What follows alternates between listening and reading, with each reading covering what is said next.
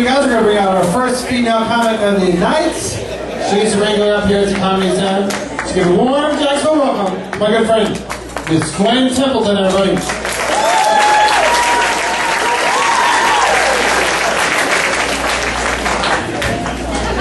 How is everybody? Okay, enough about you. We're going to talk about me for a while now.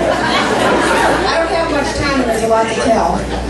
I'm a Southern girl. I'm a Southern girl at heart. I spent the first 15 years growing up in the South. My sister and I were raised by my grandmother in Arkansas, actually. And my grandmother took that job very seriously. She constantly took it upon herself to try to instill upon us the characteristics she thought would help us grow up to be reasonable, moral, responsible human beings. So every day for 15 years she would get us aside and she would lecture us separately. And there were three things she would tell us. One, never leave the house without your underbreeches on. Two, don't go near boys. And three, don't drink beer. And then she would go get my sister and she'd talk to her and she'd say, don't leave the house without your underbreeches on, don't go near boys, and don't drink beer. So it became very clear to my sister and I by the time we were in our mid-teens that she was trying to give us a hidden message that as long as they wore their underwear, wine-drinking lesbians were the way to go.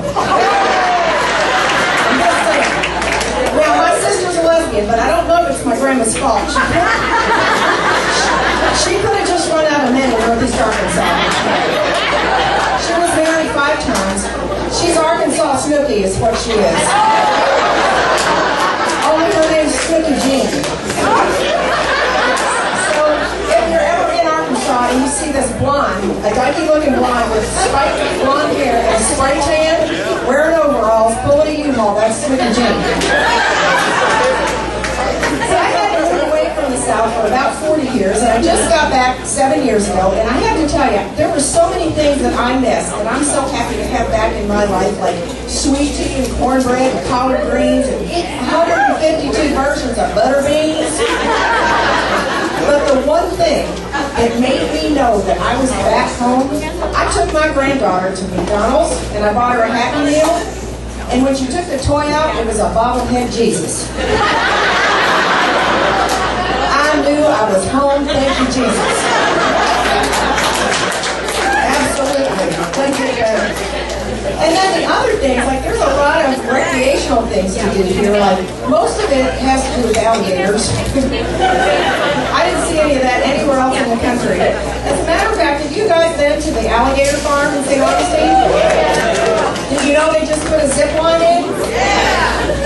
I'll tell you what, I had to stop and think about that for a while because about 4 years ago I went with a church group for a medical mission to Guatemala and I zip-lined at 9,000 feet. I mean, it took an hour and a half to climb up there and I made sure the priest was down at the bottom and I said, I want to see your lips move and I want to know you're praying for me when I take off. I mean, it was scary. But at 9,000 feet, if something goes wrong and it breaks, you just die. There's no more discussion, right? Well, at the zip line at the farm, I mean, we don't have any altitude there, so if something goes wrong and it breaks, you're going to fall into alligator-infested swamp water. You're just going to be somebody's dirty little snack in the afternoon. I mean, and nobody ever gave any consideration to the gators, right? They're just going to float around all day long, and all of a sudden they hear over their head. They look up. They look back at each other. You know what they're saying? They're what the property value is. The view has changed. All you see are just assholes. Just assholes. I hope one of them falls off. That'd be like us going to some fancy resort, sitting by the pool. You know, you're sitting there, just kind of comfortable, and all of a sudden you hear overhead. You look up, there goes a ham, a donut, Hershey bar. You're like, please come to Mama, what did they fall off? Unless you were Snooki Jean, she'd be hoping for a lipstick lesbian. So right after I moved back to Florida, I got a divorce after 40 years. Now I got to tell you what, that's some scary stuff. To find yourself single for the first time in 40 years, I was petrified. I swore off men and dating, and I gave up sex. Except for the times I ride my bicycle really fast over the speed bumps at the mall. And don't you guys give any lip on this. I know what those levels are all about.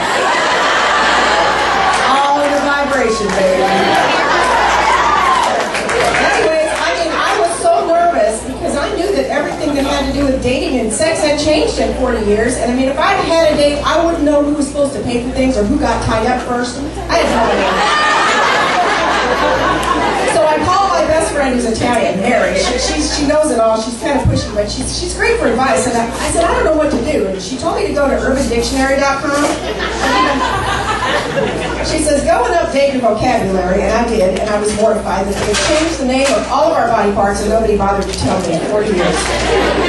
Did you know a woman's private part's called a Betty? Who knew? I didn't know this.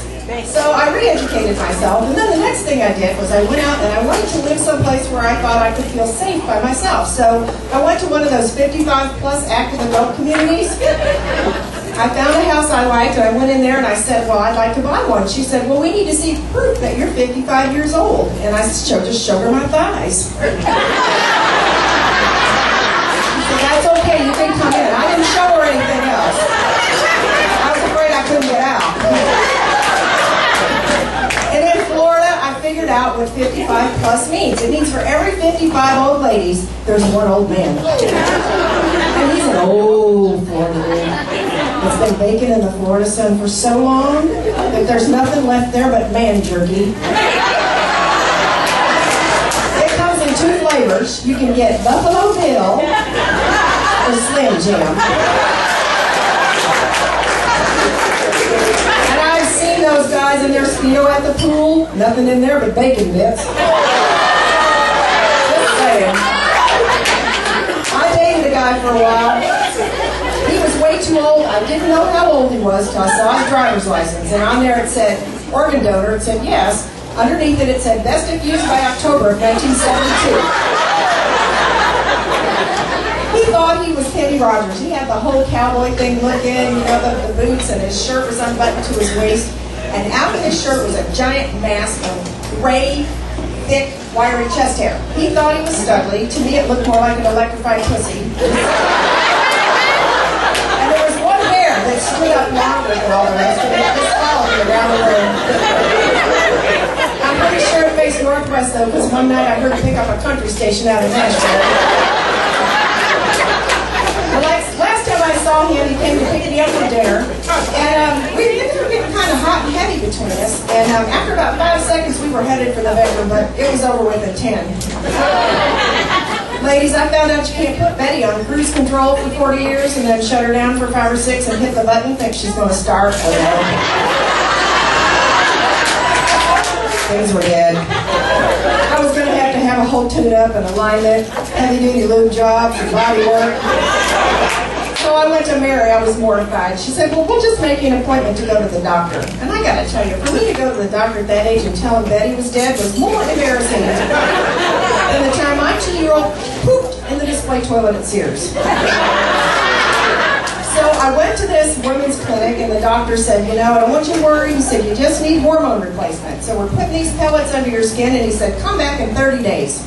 So in 30 days, I went back. He said, how you doing? I said, oh, I'm doing great, thanks, love. He said, good. He said, how do you feel? I said, oh, I have energy. I just want to exercise. I've been riding my bicycle everywhere. I've been going over speed bumps and railroad tracks and manhole covers. And you know those papers down on Laura Street?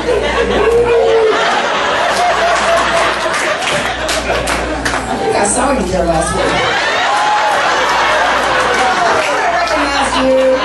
Yeah, that's some hot stuff, baby. He says, well, is there anything else I need to know about? I said, well, I got my period back. He said, I'm so sorry, I'll fix the dose. I said, no. I said, at my age to get that, I was very proud. I said, I blew through the double doors at CVS and I said, excuse me, what aisle are the tampons on, please? I need tampons. I bought myself a box of 144. And I proudly marched to the checkout. I did that at Target, Walgreens,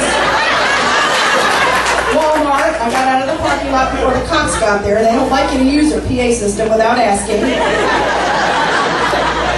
So my friend Mary sends me a present to my house. I get this package. I open up this box, and it's from some place called GetYourBettyReady.com. There's a little note in there. It says, thought you might need this. And there's a vibrator, and then this kit with all this hair dye and stuff in there. It had razor and stencils and every color hair dye of the rainbow. So I called her. She says, listen to me, don't you argue with me. She said, that vibrator, you're going to need that. You put that in your purse and don't leave home without it. And as far as the kit goes, I said, well, can you come over? Can I practice? She said, you're a pervert. She hung up the phone. So eventually she came around because I started inventing all these Bettys. So I went to have Easter Bunny Betty ready in a couple of weeks. And I did like Watermelon Betty and Patriotic Betty and Jack Betty and Gator Betty. And I'm trying to figure out how to do a Tebow Betty. And I did Camouflage Betty. That's for the girls out in Alaska.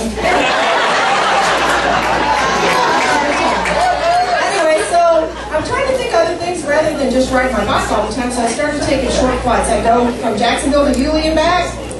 That's, about like 10 miles. I do it just so I go to the TSA pat down. You